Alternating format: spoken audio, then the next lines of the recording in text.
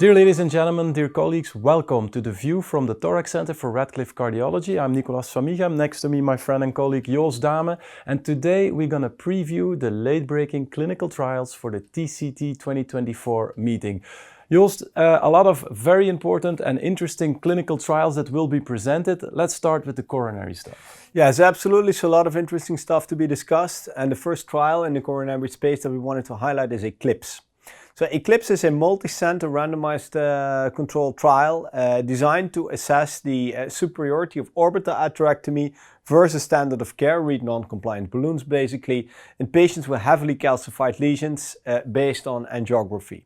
So a total of 2,000 patients with either stable angina or stabilized acute coronary syndrome will be randomized 1-to-1 to either orbital atherectomy with the Daemen back device versus standard of care or NC balloons for a primary endpoint of minimal stent area and target vessel failure at 1 year. Secondary endpoints worth mentioning also include procedural success and strategy success. And strategy success is basically the absence of non-crossover. So to me an interesting one because it's the first real-world large-scale trial with an active comparator arm. So a lot of data on the use of atherectomy is single arm. This is really a large-scale clinical outcome trial that could assess the value of this atherectomy technique in patients with heavy calcified lesions. My guess though, there is no pre-PCI imaging mandated. So that tells me there is a substantial likelihood that a lot of patients in the orbital atherectomy arm would end up with a successful procedure for lesions that actually would not have needed it. Conversely, there will also be a lot of patients in the balloon arm in which the devices will not cross simply because of truly heavy calcification, which will subsequently undergo a crossover. So with that, I expect a small difference in MSA. I'm not sure about target vessel failure. But that said, we know atherectomy works. I'm however not sure whether this all-inclusive strategy is the way forward to prove the concept. But if the trial is positive, that could have tremendous implications on how we treat calcified lesions. Yeah, but this is not. I mean, this race still needs to be run. I think, because as you mentioned, there will be also selection bias. Just imagine that you would have a very, very calcific coronary lesion that you want to treat. Mm-hmm. As an investigator, would you be willing to randomize if you already upfront know that you need atherectomy? Because in the control arm, there is no rotational atherectomy or orbital atherectomy in principle allowed. So that might create selection bias. So the more severe calcific disease might not be enrolled in this study. Flip side is, if you would end up with less calcific disease, and you already mentioned, and this is very important, no pre-procedural invasive imaging, well, then you might end up with less calcific disease, and that is where probably atherectomy will be less useful and less useful. Yeah. So I'm not so sure what the result of this trial will be. Me neither.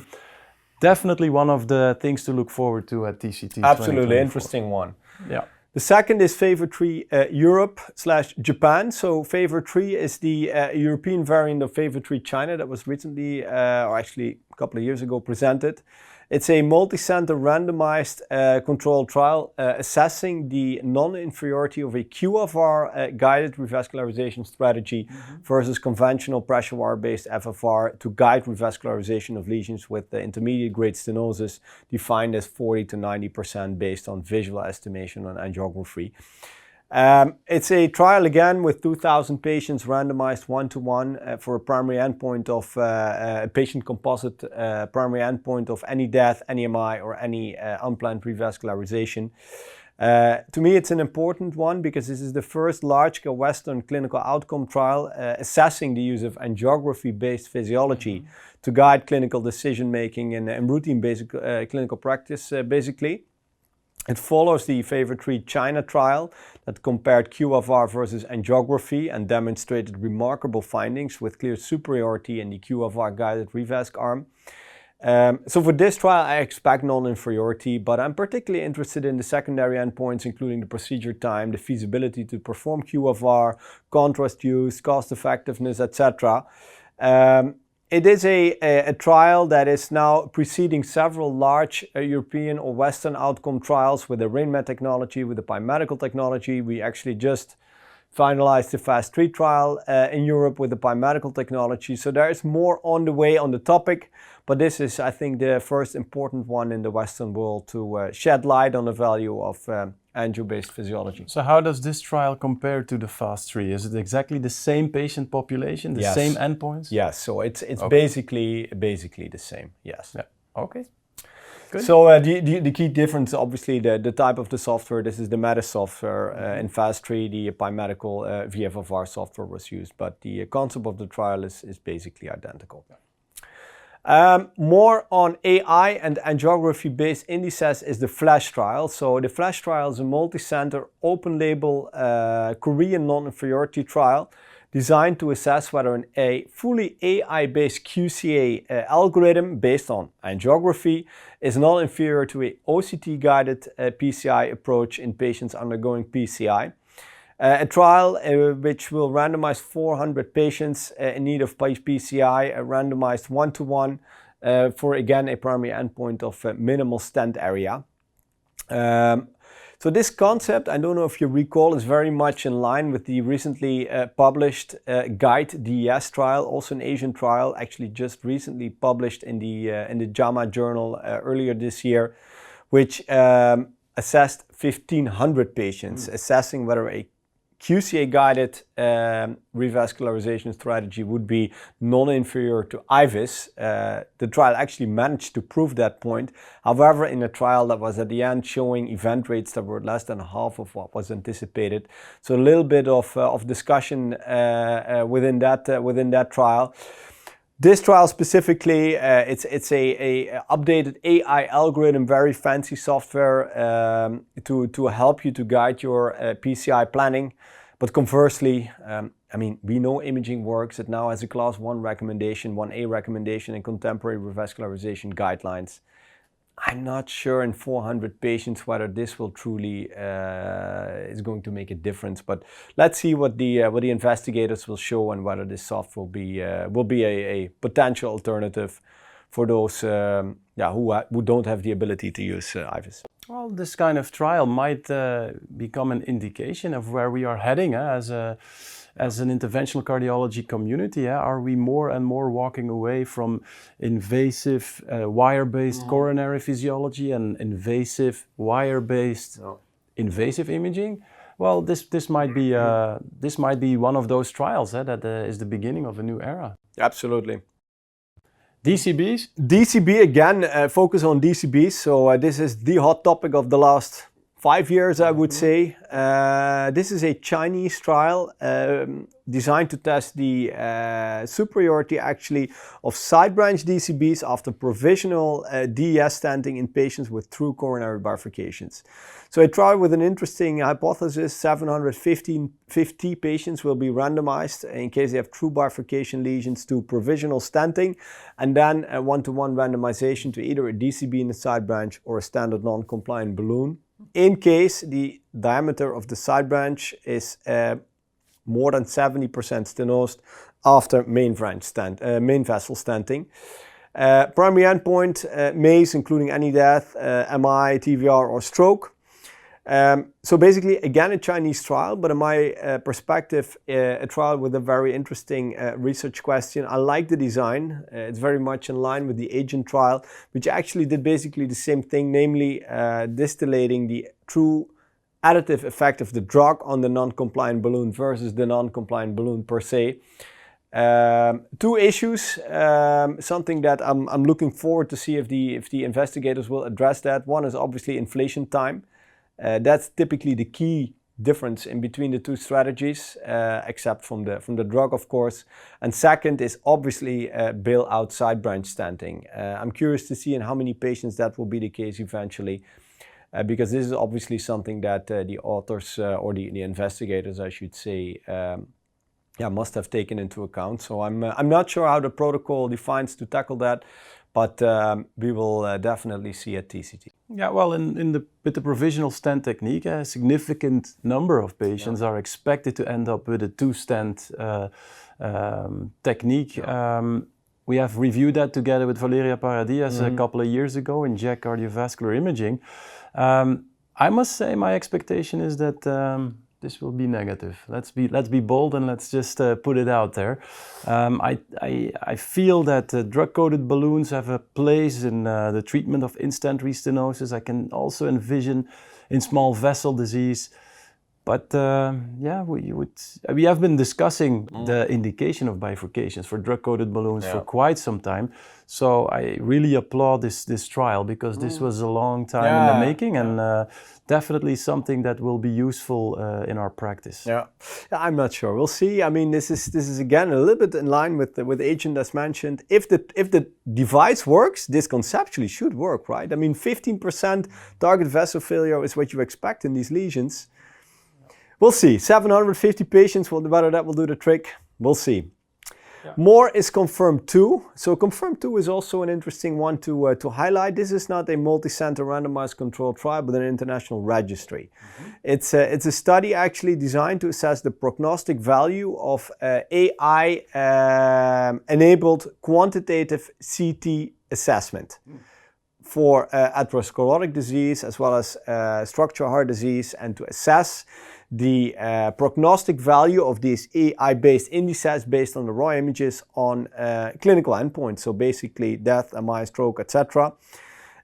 So the trial is a multi-center collaboration. I think it's up to 50 sites, aims to enroll up to 30,000 patients that have undergone CT scanning for clinical reasons, for either a workup for TAVI, CCTA for assessment of coronary artery disease, congenital heart disease. So mixed bag of all kinds of CT scans, obviously also done with different scanning protocols. So that to me is already immediately one of the tricky items. But that said, it's the largest cardiovascular phenotyping study ever done with CT. So from that perspective, a very interesting trial. I mean, there will be detailed analysis with this AI software on even plaque recognition, types of lipid plaque, calcified plaque, calcium in the aortic valve, everything will be in there.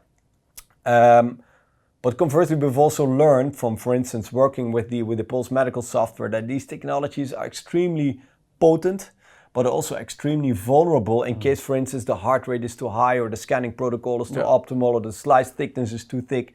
So that is something that we'll have to see, but I guess in 30,000 patients, there should be some interesting observations. Well, it makes total sense to look at the value of artificial intelligence in the context of CT analysis or analysis of imaging in general, because you want to simplify and you also want to make it reproducible. So this is destined to happen. Huh?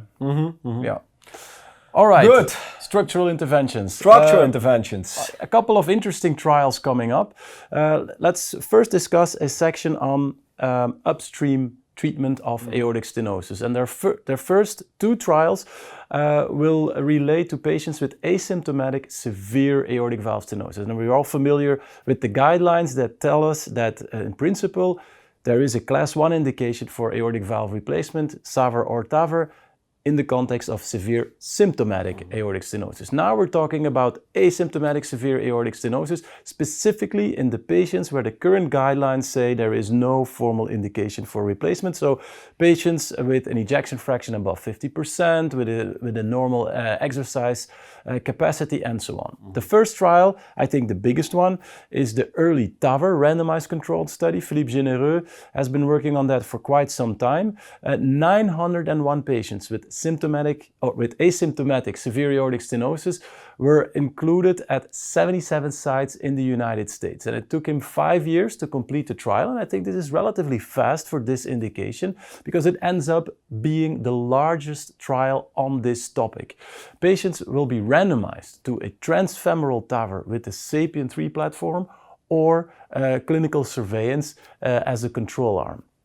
Patients need to be above 65 years old, ejection fraction more than 50%. They cannot be at high operative risk. The STS score needs to be below 10. And obviously the patient needs to be suitable for a transfemoral TAVR. The primary endpoint is a composite of death, stroke, unplanned cardiovascular hospitalizations at 2 years of follow-up. I think this is going to be a very important trial. We have 2 smaller trials on asymptomatic aortic stenosis treated with surgical aortic valve replacement. This is the first one with TAVR treatment, but there are some pitfalls here in the interpretation. Everything or the results of this trial will also revolve around the rate of disease progression. Right? If a lot of patients in the control arm will progress to symptomatic severe aortic stenosis, well, then they won't die, they won't have an unplanned hospitalization, but they will have a class 1 indication for treatment, and that obviously will then affect the primary outcome. Similar issues are at play with other trials with upstream treatment, as we will discuss later on. But I think very interesting trial.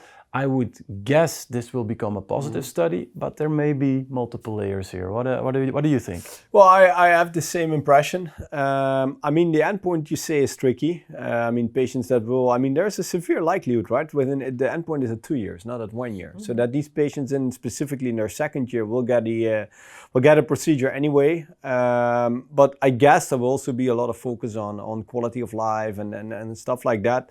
So, yeah, let's see. But that's a softer endpoint. It's softer in patients that are asymptomatic, and it's not part of the primary endpoint. Huh? I know that. So that's why I'm looking forward to see the findings. But it is an important trial. Absolutely. That with a very relevant question, right? I mean, there's a considerable number of patients that end up being asymptomatic. Yeah. Okay, the next trial on the same topic, patients with asymptomatic severe aortic stenosis, is the EVOLVE study. This trial basically looks into the value of cardiac MRI in phenotyping the patients and trying to identify the patients that would do better with an early or an upstream or a preemptive aortic valve replacement. 1,000 patients with asymptomatic severe aortic stenosis will be screened, and basically the patients should be at risk of left ventricular decompensation, and that is based on a high sensitivity troponin rise or EKG changes that make them at risk. And then those patients, when they have those elevated troponins or changes in the EKG, will undergo cardiac MRI. When there is mid-wall fibrosis, those patients will be randomized to an invasive therapy, and that is predominantly TAVR, but also surgery is allowed, or routine care, which is clinical surveillance. The patients with no mid-wall fibrosis will then be followed up further down the stretch. This is a little bit of a different protocol. It's a little bit more difficult to interpret up front, so I'm very interested what the actual outline of the study is and how the investigators executed the study. The primary outcome is a composite of all-cause mortality or unplanned aortic stenosis related hospitalizations with an expected follow-up of more than 2 years. This is a more complex trial. It's less straightforward, but it's going to be an important study for the cardiac MRI community. How important is this MRI in the phenotyping of these patients? Unclear. I may be misunderstanding, but I mean, at the end, this is in some form also the preventive treatment, right? I mean, somebody is asymptomatic, that's right? It. But now you're screening patients based on the fact that they already have end organ damage. So if there's cardiac fibrosis, which is a bad sign, right? Then you randomize. But then the damage already has been done. But I would say you pick those that are more healthy and randomize those. So that's one thing I don't understand. And the second thing is, I mean, these patients with mid-wall fibrosis, I'm already very curious to learn how many of these patients will not have mid-wall fibrosis, because I mean, most of them would have it, I would say, at some point, or maybe not. So maybe not in case they're asymptomatic. That is what I want to say. That is the question. How often do asymptomatic patients have mid-wall fibrosis? Exactly. I don't think not a lot. Well, there is a lot of discussion there. Others believe that it's more than we want to think. We know that the question is because of the valve or because of... But that doesn't really matter. The question is, the issue with asymptomatic severe aortic stenosis is sudden death. That is basically the issue, because otherwise you wouldn't operate up front. The question is, if patients have mid-wall fibrosis, is then the incidence of sudden death higher? And then obviously if you start randomizing those, that's where the sweet spot might be. But this is theory. And now for the first time we're going to have a prospective randomized controlled study. So again, from a conceptual point of view, very interesting trial, but is this going to be a home run? We'll see. To be seen. The last one in this series of trials of upstream management of aortic stenosis is a different concept. It's your baby. That's my baby, the TAVR Unload. So this is a trial, a randomized controlled trial in patients with HFrEF, heart failure and reduced ejection fraction, and moderate aortic stenosis. Patients will be randomized 1-to-1 to either transfemoral TAVR with the SAPIEN platform or a guideline-directed medical therapy, so heart failure therapy.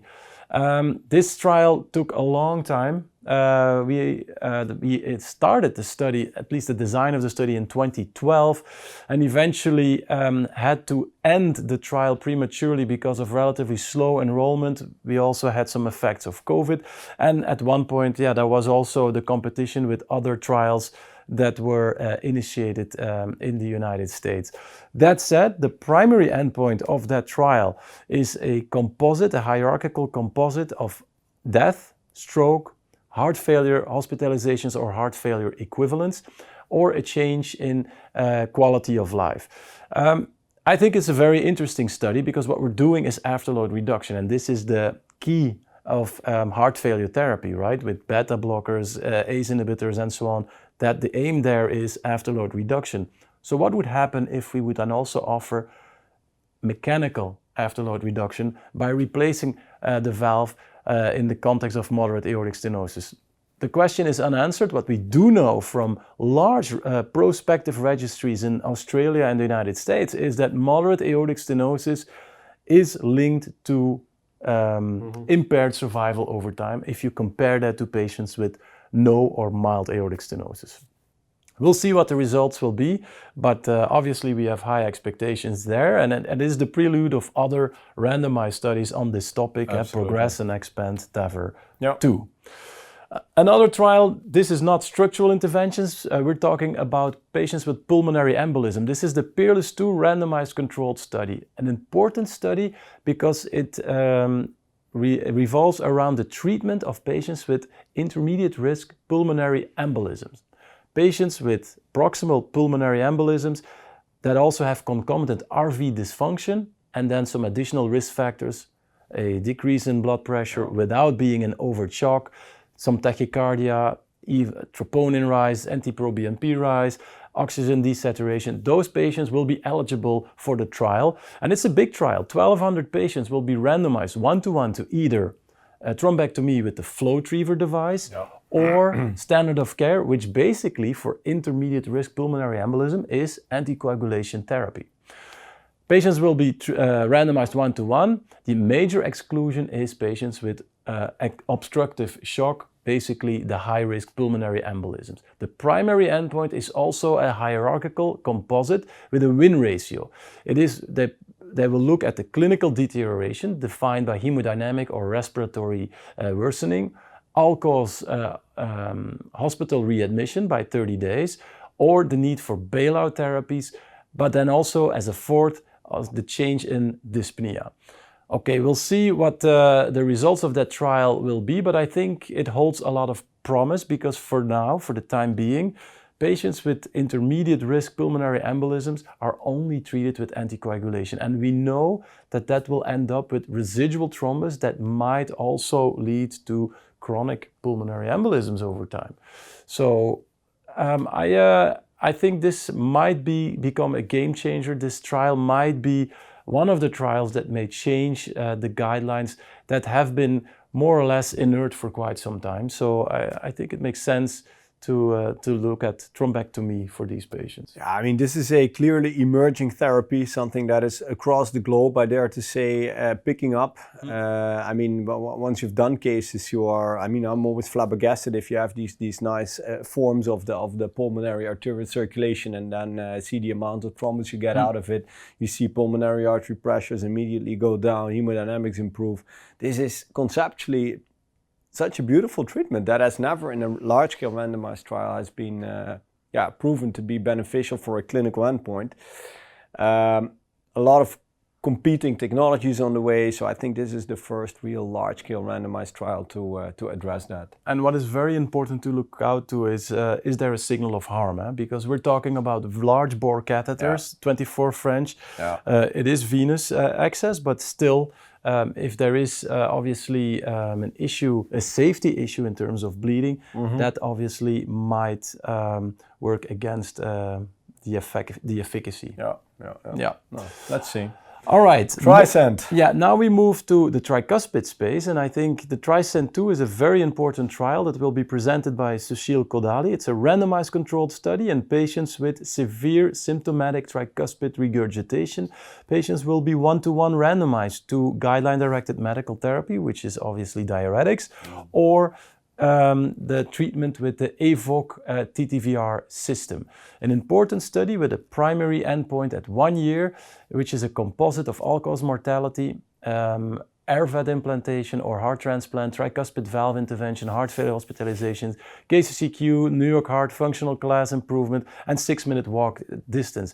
I think this study has a lot of potential because now we are looking at the elimination of tricuspid regurgitation. So with TEER therapies and all other repair therapies, you will reduce severe TR to moderate or moderate to severe. Here, the objective is to eliminate TR and then see what the effects will be. I think this primary endpoint is a little bit redundant. Obviously, we all want to see whether there are some differences in the harder clinical endpoints. Is there a difference in mortality? Is there a difference in rehospitalizations? And then the number of patients. Are we talking about 400 patients or are we talking about more than 1,000 patients that are randomized in this trial? Is that not clear? It is unclear to me. I saw different things when I was preparing this. I guess it's 1,000 patients, but let's see. No, that would be a lot, and would indeed be tremendously important to test the concept of indeed percutaneously fixing TR in patients without a significant likelihood that you remain with residual TR. So interesting. And also here in some of the registries that have been published and presented so far, there was also a safety signal with bleedings. So it's going to be interesting to figure out how they manage that in a randomized setting. Yeah.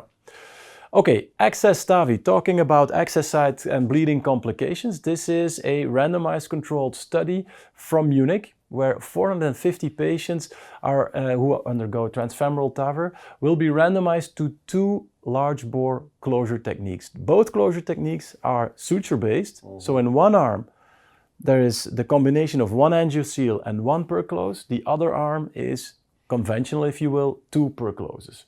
And then the primary endpoint is the composite of major or minor vascular and access site related complications or the need for additional interventional or surgical procedures related to vascular hemostasis. This is the only endpoint that is relevant for these kind of comparative studies. We will probably put the results of this trial in perspective of the MESH TAVI trial and the CHOICE closure randomized controlled trial. Those trials compared suture-based technology with plug-based technology. Here, basically, we are comparing 2 suture-based techniques. What is going to be the winner? I'm not so sure, but my guess is that with suture, if you only rely on suture, so no angioseal, you will keep your safety wire until the end. If you revert to 1 suture and 1 angioseal, at the moment you put in your angioseal, obviously you give up your safety wire. The question is, how important is that? And will that result in more bleeding complications or access site complications? Not very clear to me. So I think this really is a relevant study that is very of interest for our practice. Well, there are a lot of people who advocate the strategy of one perclose and 1 angioseal. I never understood that, honestly, but that's personal. I don't understand why it would jeopardize the backup wire for an angioseal. I also don't see how this trial could ever be showing any superiority, and if it doesn't, then I could only envisage at least a trend towards superior outcomes with two proglides, but let's see if I'm wrong. Yeah. And then again, the perspective with mesh and the closure RCT are very notable, I think. Yeah, and I mean the number of major vascular complications in mesh as well, it was extremely low. So that cannot be improved in my perspective by replacing one proglide versus an angioseal. But let's see. Yeah. Okay, another trial that is something to look forward to and also explores a new indication for TAVI is the ALIGN-AR trial.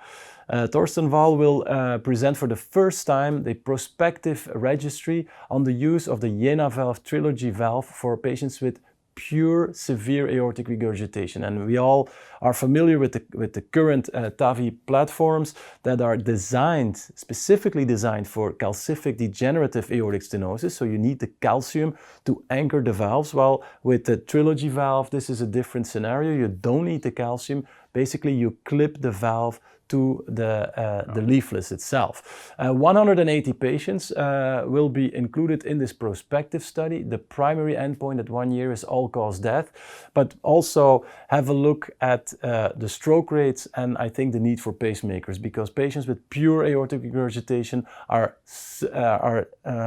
significantly different from patients with severe calcific aortic stenosis. So I think you will see a different set of complications and issues related to TAVI in these patients. And obviously also how effective can you clip this valve to the leaflets, and how often will you need more than one device?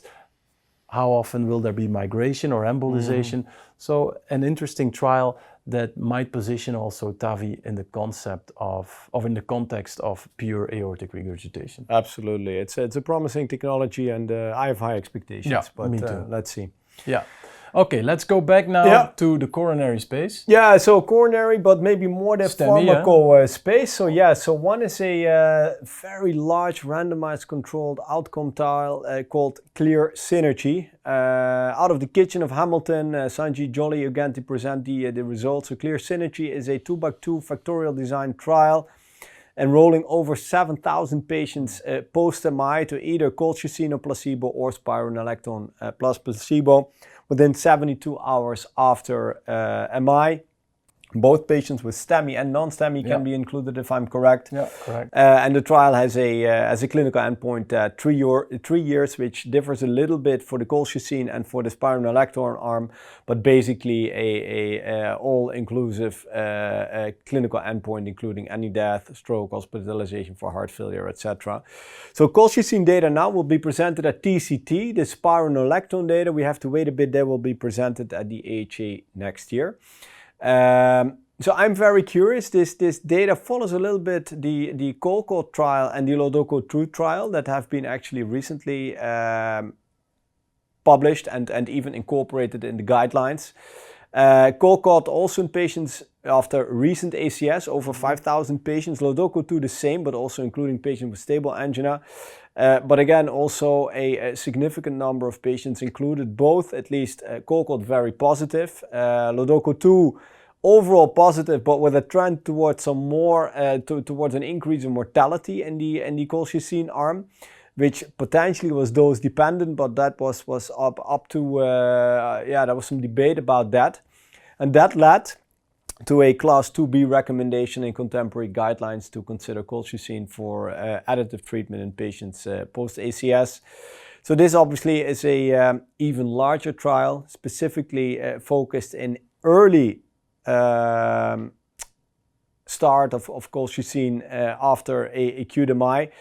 I think this could be the differentiator between what to do. Is there harm or is there a benefit? I expect a benefit. Well, you should expect it based on the previous trials that you mentioned, and also the most recent ESC guidelines for CCS also had stronger recommendations for colchicine.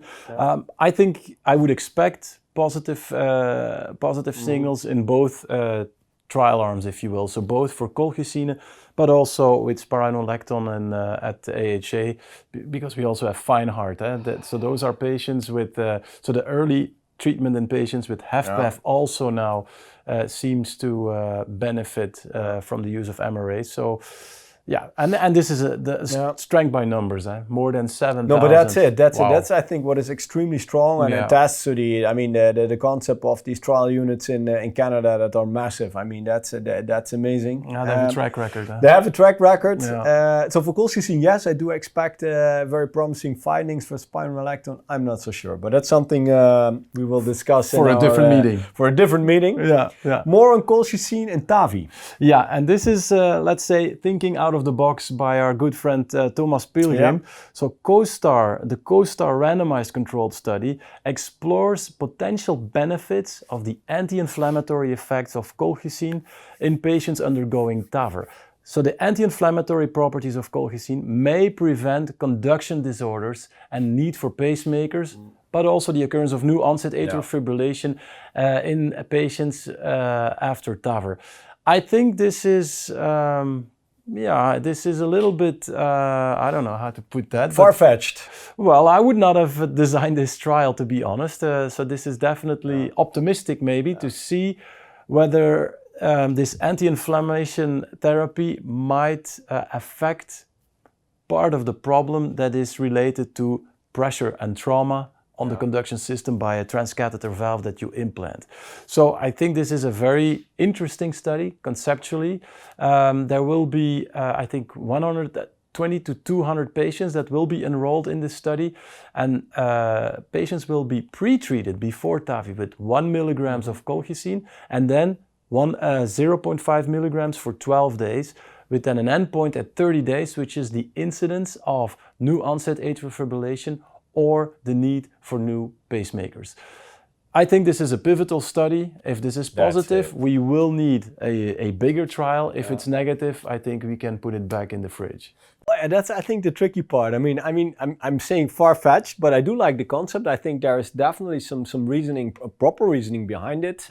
My only concern is that if it will do something, it may do something. But the point is, will you capture that in such a low number of patients? Because obviously half of the issue is not caused by inflammation, but just simply also because of mechanical trauma, deep implantation, already pre-existing AFib with large atrial volumes, etc. And that you will obviously not tackle with colchicine for 12 days. But we'll see. Maybe we'll talk different after the meeting. Fingers crossed for Thomas. Absolutely. Right? We wish him luck. Yeah, so with that, we are at the end of our preview for TCT 2024. I hope you enjoyed the parade of trials, the upcoming trials.